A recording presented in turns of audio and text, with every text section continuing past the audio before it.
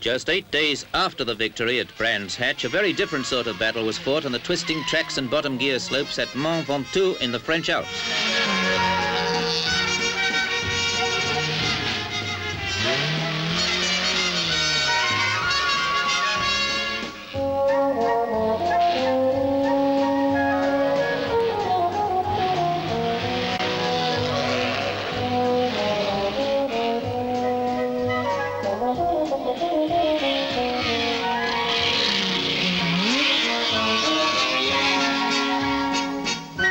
To prove that they were not just champions on the flat, the Cortinas plunged into this event and rally ace Henry Taylor took his car up and over the hills in 13 minutes 3 seconds to set a new course record for saloon cars, irrespective of engine capacity.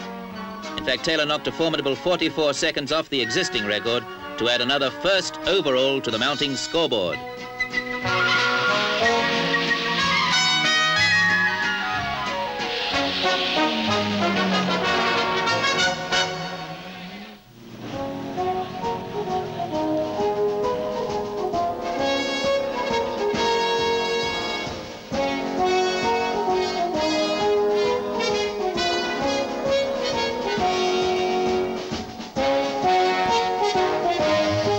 Nurburgring, Germany, 31st of June. Eugen Boehringer with the big Mercedes on his own ground now, and still thinking of that 6-hour race at Brands and the Cortina victory. Here, the German champion wins, with the rival Cortinas on his tail as second and third overall and first in their class. The spice of the sport is in the changing patterns of victory in a year like this, and the checkered flag belongs to nobody by right.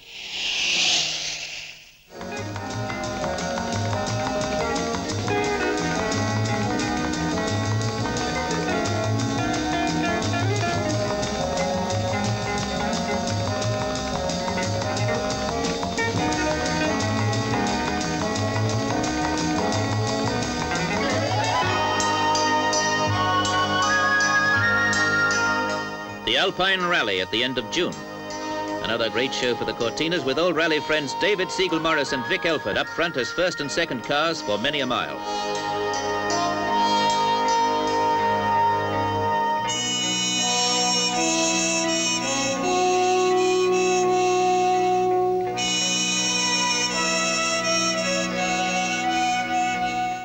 Meanwhile, Auto Universum, the international motoring magazine, had taken a long, hard look at the saloon cars of the world and came up with the announcement that it was presenting the Cortina with the Car of the Year award.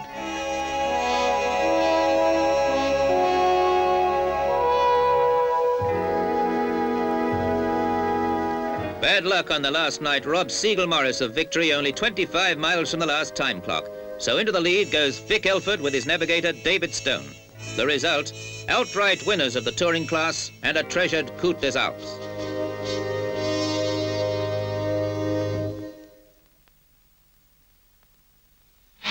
Brands Hatch again on the English bank holiday in August. A battle royal to be fought for the British Saloon Car Championship. Jim Clark in Cortina 146 has 6 victories already in the bag and raring to go for that vital number 7. Never has a car and driver been so well placed for this championship so early in the season. A hairy, scary, no quarter given meeting with a record crowd worth from the giants of the game.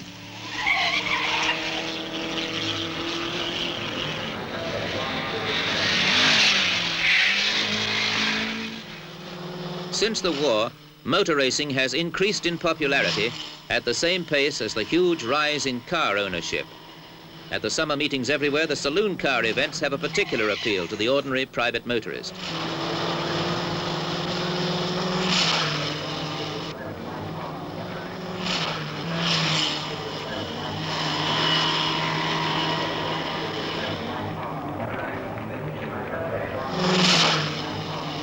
Three Cortinas flash over the line, and Jim Clark's lead gives him his 7th victory in 7 consecutive meetings.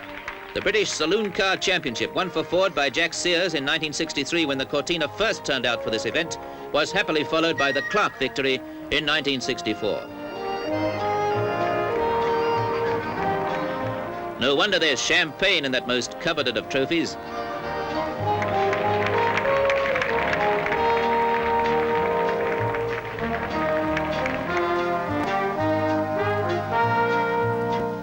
The turn of the rally boys again in the September run Tour de France.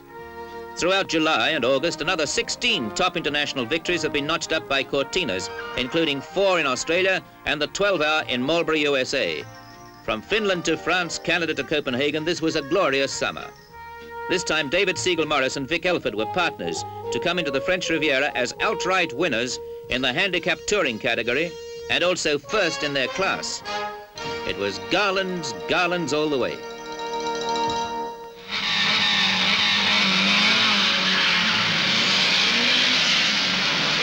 On the same day, over 700 miles to the east in the Hungarian capital of Budapest, a fast and frantic start for almost everyone.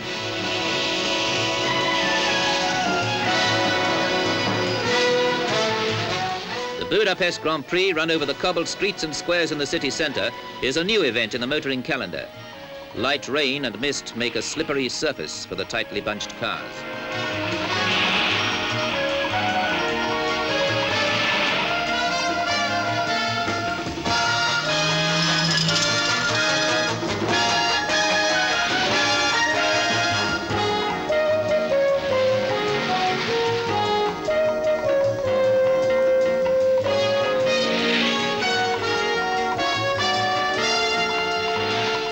Sir John Whitmore in Cortina 22 has a cracking time on the many sharp bends. The Cortinas high-stepping like thoroughbreds.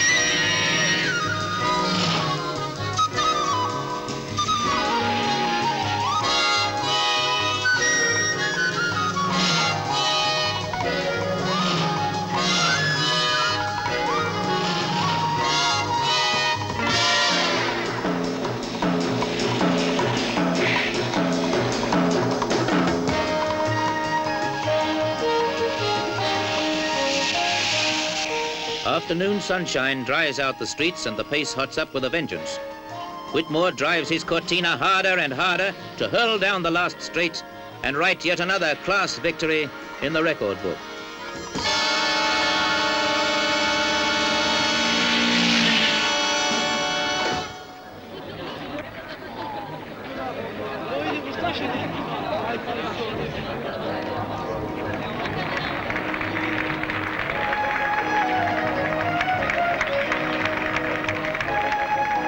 Racing is a wonderful game. You have a vast crowd on its toes. You collect garlands like a god. These are indeed the heady heights of success. One more rally as autumn crowds into winter. The British RAC held in November. Vic Elford, followed by David Seigel-Morris and then Henry Taylor, swing out of the last checkpoint and into the night, heading for London. 2,000 miles of hot and strong rally driving are behind them. The old team still together as their headlights follow one another on the last stage. Elford and Stone, Seigel-Morris and Nash, Taylor and Melia.